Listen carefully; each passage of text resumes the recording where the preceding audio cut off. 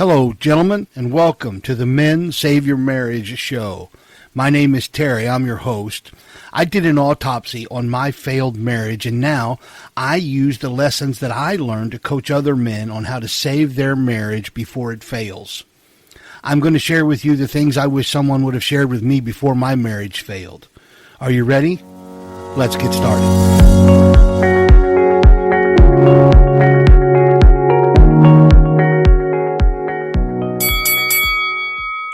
Hello, gentlemen, and welcome back. As you know, this is the Men Save Your Marriage show. My name is Terry. I am your host. I am honored and thrilled that you are here today. You just heard the bell in the introduction. That means that we are in the ring to fight for your marriage. But this time the fight is not with your wife, your boss, or your past. This fight happens in silence. It's fought between your ears. It's won or lost in your thoughts before you ever open your mouth. You see, before you can lead others, you must conquer the man in the mirror. And this episode is the kickoff to a brand new series called The Silent War. And today we are talking specifically about the war inside. So let us begin.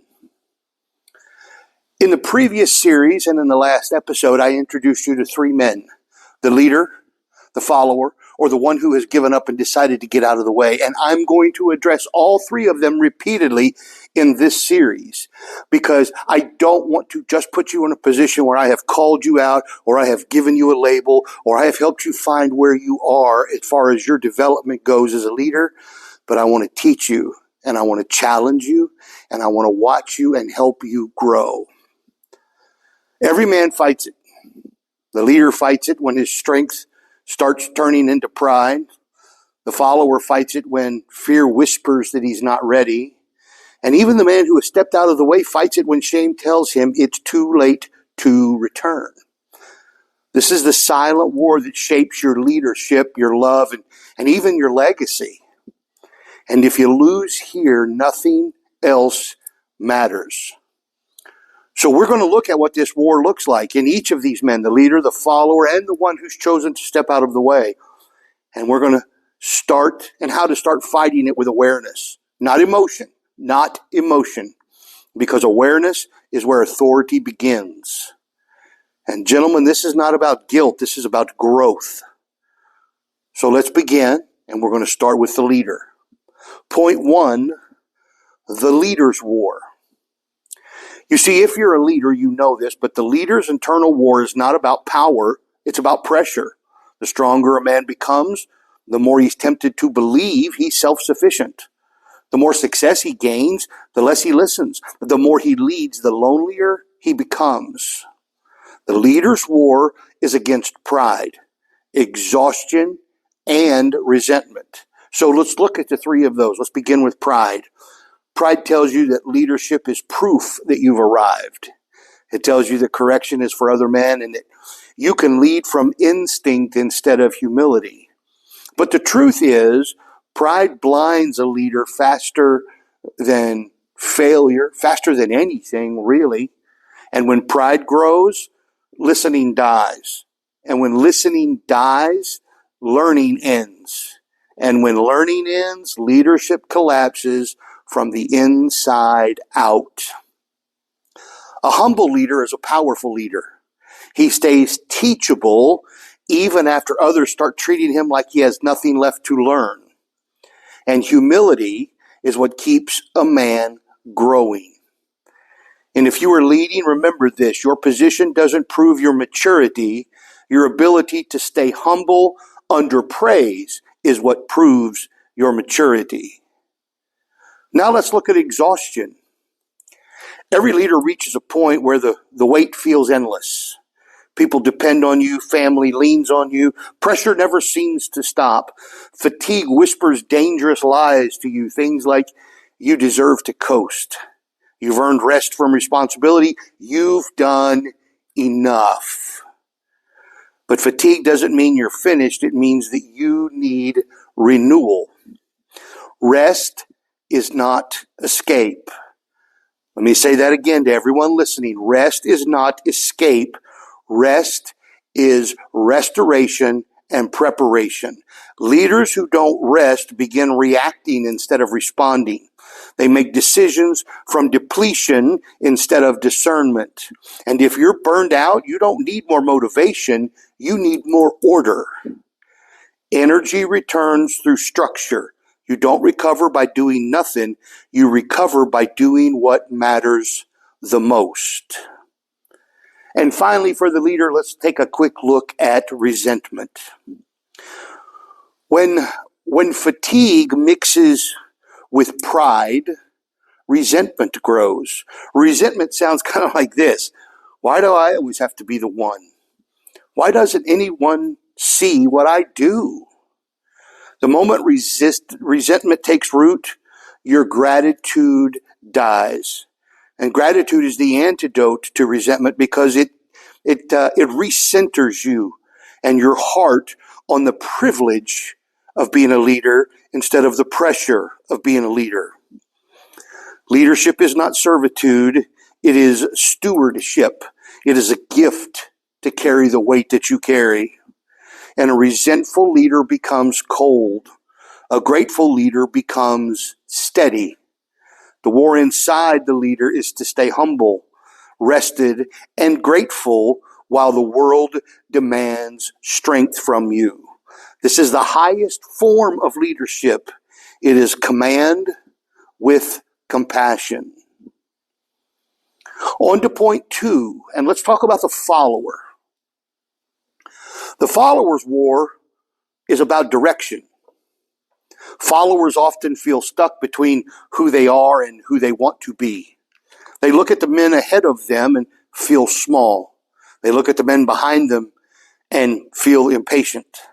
The follower's war is fought against comparison, insecurity, and hesitation.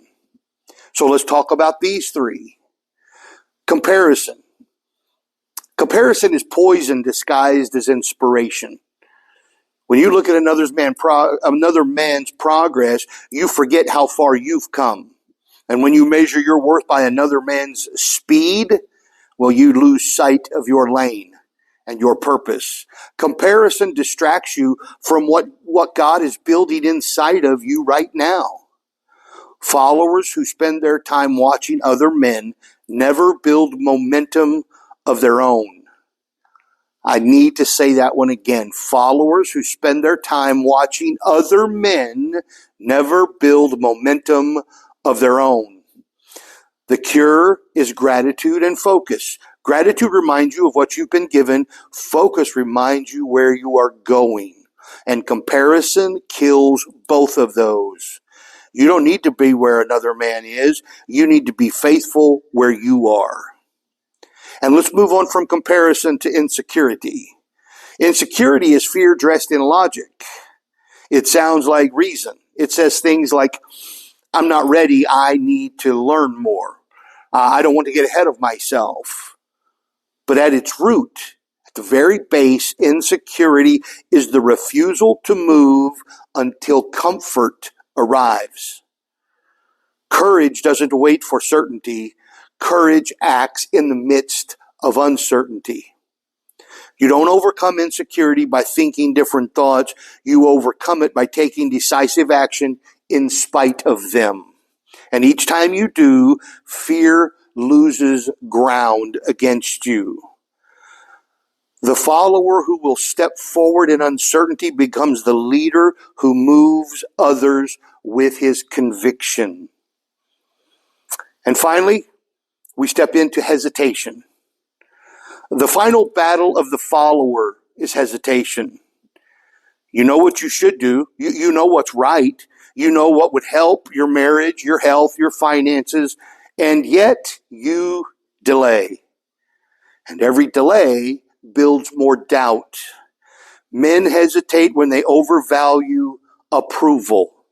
You wait for someone else to validate what God already told you to do. The longer you wait, the quieter your convictions become. The cure is obedience. Not emotional obedience, practical obedience. Obedience is movement without full understanding. Followers grow into leaders through obedience. It's not talent, it's trust. Trust yourself enough to take the first step. The war inside the follower is to act before confidence and to keep moving after failure. And finally, we'll finish with point 3, the man who's decided to step out of or get out of the way. Every man who's made this decision to get out of the way, he once tried to lead. He tried to love, he tried to fight. Somewhere along the line, he stopped believing he could win. His war is against apathy and shame and hopelessness. So let's dive into these 3. Let's begin with apathy. You see, it isn't laziness. Apathy is a defense mechanism. It's what happens when you lose enough battles that you decide the safest option is not to fight. You stop feeling because, well, feeling hurts. You stop trying because trying reminds you of failure. Apathy is not peace, it's surrender. The only way out is movement. You don't wait for motivation to return, you move until it does. Even the smallest act, a prayer, a walk, a conversation, even those small acts create momentum. Movement brings clarity, and clarity brings strength. You won't feel better at first. You'll move better first. And so we move on from apathy to shame. Shame keeps a man frozen in his past. You replay the failures, the missed chances, the harsh words. You convince yourself you're disqualified from redemption. But shame, gentlemen, is a lie told by your lowest moment. You're not your worst day. You are the man who decides what to do next. Every man who's ever fallen can rise again, but you must refuse to let shame define you. You must confess it, you must name it, and then you must move forward. Shame will dissolve when you face it with truth. And finally, hopelessness. This is the final stage of being out of the way or having gotten out of the way. It's when you can't imagine a future where things improve. You stop believing your actions matter. You stop expecting change. You stop showing up. But the truth is that God has not finished with you. As long as you're breathing, there is more to build. Hopelessness, loses its grip when you move toward purpose again. One step at a time, one decision at a time, one act of courage at a time. You are not waiting for a sign. You are the sign that change is possible. And the man who decides to re-enter the fight wins half the battle just by showing up. And as we finish my final thoughts tonight, whether you lead, follow, or you have made that decision to step out of the way, the war inside is the same. It's the battle between responsibility and escape, purpose and comfort, awareness and avoidance. The leader fights to stay humble and grateful under weight. The follower fights to stay focused and obedient under uncertainty. And the man who's decided to get out of the way fights to stay hopeful under regret. Each of us must learn self-leadership before leading anyone else. Leadership is not about control, it's about clarity. It's not about noise, it's about steadiness. It's not about dominance, it's about direction. The men who will change their homes and marriages in the next year are not the loudest or the most confident. They are the ones who master their inner world. You've already started the process. Listening to this is proof alone. But listening must turn to action. The goal is not to feel powerful. It is to become stable. The men who stay steady will build their frame, the internal structure that holds them in storms.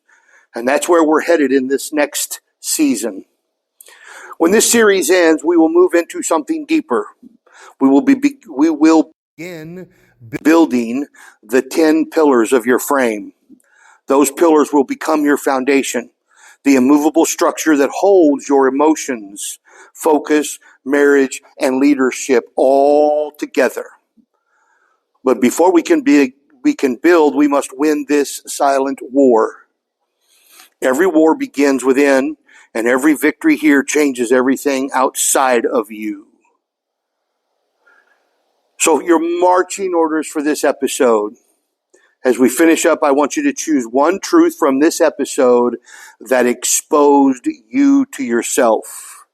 If you're a leader, where has pride or fatigue dulled your heart? If you're a follower, where have you delayed or doubted? And if you're one who has chosen to step out of the way, what's keeping you from re-entering the fight? Write it down, name it, and then move toward it. Take one practical step today, gentlemen, small but real, that reclaims ground from the man you used to be. Because when you master the war inside, you prepare yourself to build something lasting. And in January, we begin building it together. Well, that's all for me today, gentlemen, and I want to thank you for being here. And as we kick off this new series, I look forward to fighting the war within along with you throughout these next few episodes as we begin to prepare to build something fantastic as we step into the new year. Thanks again for being here, gentlemen, and I will see you soon. Take care.